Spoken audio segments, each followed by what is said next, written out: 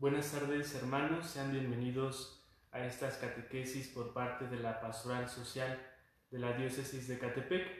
Vamos a continuar con la segunda parte de esta catequesis acerca de las bienaventuranzas. Hemos expuesto ya algunas. Bienaventurados los pobres de espíritu, porque de ellos es el reino de los cielos. Bienaventurados los mansos, porque ellos poseerán en herencia la tierra. Bienaventurados los que lloran, porque ellos serán consolados. Bienaventurados los que tienen hambre y sed de justicia, porque ellos serán saciados. Vamos a continuar ahora con la siguiente bienaventuranza. Bienaventurados los misericordiosos, porque ellos alcanzarán misericordia. Esta bienaventuranza, para poderla llevar a práctica el ser misericordiosos, primero, antes que nada, tenemos que experimentar la misericordia de Dios en nuestra vida. Es decir, sentir la miseria en nuestro corazón, nuestro ser vulnerables, nuestra pobreza, y estar arrepentidos y pedirle perdón a Dios, que es totalmente misericordioso. El Papa Francisco nos dice que tener misericordia es reconocernos perdonados por Dios. La misericordia de Dios es infinita y nos dice el mismo Papa Francisco que ni el mayor de los pecadores está exento de la misericordia de Dios. Pero una vez que hemos experimentado esta misericordia en nuestra vida, también tenemos que nosotros dar misericordia a aquellos que la necesitan. Nos recuerda el Papa Francisco y nos dice, tener misericordia es el corazón que se junta con aquel que tiene esa miseria. Es decir, poner nuestro corazón con aquel que está sufriendo, compadecernos. Y precisamente podemos encontrar en la Sagrada Escritura una parábola en la cual nos habla de esta misericordia, en la del buen samaritano. En su Sagrada Escritura la podrán encontrar en el Evangelio de Lucas, capítulo 10, versículos del 30 al 37. Esta parábola nos narra cómo un hombre es asaltado, es golpeado y casi lo dejan muerto. Y va pasando un sacerdote, lo ve y pasa de largo. Después pasa un levita y hace lo mismo. De repente llega un samaritano y lo ve y se compadece de él. Se acerca con él, lo cura, venda sus heridas, lo lleva consigo, le da hospedaje y le paga todo lo necesario para que ese hombre sea curado. Asimismo, Dios quiere lo mismo de cada uno de nosotros, tener misericordia de aquel que lo necesita en nuestras vidas. Hay que preguntarnos si nosotros somos misericordiosos con el prójimo. Y precisamente para poder tener esta misericordia nos acompañan o estamos llamados a vivir las obras de la misericordia, las obras corporales, las obras espirituales. A lo mejor en estos días no podemos ir a visitar a algún enfermo, no podemos tal vez ir a visitar a los presos, pero lo que sí podemos es hacer oración por todas aquellas personas que en ese momento se encuentran enfermos. Hacer oración por nuestros difuntos que tal vez en estos días han muerto. Enseñar de nuestra casa a aquellos que no saben. Por ello, Jesús nos invita a ser siempre misericordiosos. La siguiente bienaventuranza. Bienaventurados los limpios de corazón, porque ellos verán a Dios. La limpieza es siempre un trabajo constante. Cuando nosotros limpiamos nuestra casa, si lo dejamos de hacer algunos días, ya se empieza a ver el polvo, la suciedad en algunas partes. Por eso es necesario ser limpios constantemente. Es un trabajo de diario. Lo mismo pasa en nuestro corazón, en nuestra alma. Tenemos que ser constantes en nuestra pureza, en ese ser limpios de corazón.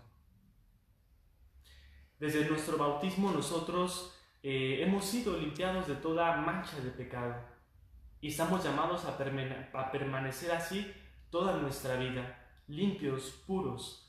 Pero ¿qué sucede? Que a lo largo de nuestra vida, por el mismo pecado, pues vamos manchando nuestra alma. Es necesario pues permanecer en reconciliación con Dios, acercarnos al sacramento de la reconciliación, esforzarnos día con día para que realmente podamos experimentar esa limpieza en nuestra alma, ese corazón limpio, porque esta bienaventuranza nos promete ver a Dios. Bienaventurados los limpios de corazón, porque verán a Dios. Pero estar en la presencia de Dios, recuerden, no hay nada impuro que pueda estar en la presencia de Dios. Por eso es necesario estar totalmente limpios. ¿De qué nos vamos a limpiar? De nuestros actos, de nuestros pensamientos impuros, de nuestro propio pecado. Y yo les invito que hacer un pequeño ejercicio todos los días. Antes de dormir, hagamos un examen de conciencia. Es decir, preguntémonos delante de Dios qué es lo que hice mal durante el día, qué pensamientos malos, impuros tuve, qué actos hice que ofendieron a mi hermano, qué palabras dije que ofendí a los demás. Este examen de conciencia nos va a ayudar a que día con día vayamos viendo qué es lo que nos purifica, qué es lo que necesitamos convertir en nuestra vida. La siguiente bienaventuranza. Bienaventurados los que trabajan por la paz, porque ellos serán llamados hijos de Dios. Recordemos que la paz es un fruto del Espíritu Santo. Aquel que tiene esa paz interior es porque deja que el Espíritu Santo actúe en su vida. Por ello debemos de dejar de lado esos deseos de venganza, esos deseos de rencor, para que pueda haber paz en nuestra vida. Preguntémonos si en nuestros hogares, si en nuestro ambiente en donde nos desenvolvemos, nosotros generamos paz a los demás. Si somos capaces de transmitir paz a los demás, o al contrario, somos los primeros en meter cizaña o tener esos deseos de venganza o de envidia hacia los demás, causar división en medio de los demás. Que no vivamos esta paz que solamente de Dios procede. Y precisamente Jesús nos dice: mi paz les dejo, mi paz les doy. Esta paz se va a construir primeramente en el respeto a la dignidad de la persona, el respeto hacia los demás, también en la fraternidad hacia los demás, que realmente nosotros seamos esos agentes de paz que las demás personas puedan ver. Finalmente, bienaventurados los perseguidos por causa de la justicia, porque de ellos es el reino de los cielos. Hay que tener en cuenta que la persecución siempre ha estado presente en la vida de la Iglesia. Desde Cristo, que hasta fue crucificado, al igual que los apóstoles, fueron perseguidos y martirizados. Así también muchos de los primeros cristianos han sido perseguidos, y hoy en nuestros días también hay muchos cristianos que han sido perseguidos y que siguen siendo perseguidos, precisamente porque nuestras obras, nuestro testimonio, cuando realmente nos esforzamos por decir la verdad, por vivir en la justicia, por generar la paz en nuestra vida, seguramente va a haber persecución. ¿Por qué? Porque en el mundo nos ofrece, pues está inmerso en el pecado, y nos ofrece siempre a veces vivir en la comodidad, en el placer, nos ofrece vivir incluso en la propia mentira, en la corrupción o en la injusticia. ¿Y qué sucede? Llega un cristiano, llega alguien que se esfuerza por vivir en la verdad, va a incomodar a los demás. Lo mismo le pasó a Jesús, incomodó a los demás al hablar siempre con la verdad. ¿Y qué va a suceder? Lo van a perseguir, nos van a perseguir. Pero no se preocupen por ello, al contrario, preocupémonos si no nos persiguen, porque quiere decir que a lo mejor no estamos nosotros pues dando ese testimonio realmente en nuestra vida como cristianos, porque a lo mejor pertenecemos a las tinieblas. Que no sea así, sino que realmente busquemos la verdad, busquemos la justicia y que seamos buenos cristianos, que no importa que seamos perseguidos, porque Jesús nos promete el reino de los cielos. Así pues, en todas estas bienaventuranzas que hemos expuesto, Jesús nos promete cosas muy concretas, pero al final todas ellas nos llevan al mismo punto: el reino de los cielos, gozar del reino de los cielos. Por ello, las bienaventuranzas son el centro también de la predicación de Jesús. Nos prometen el reino de los cielos, esa plenitud a la cual queremos llegar.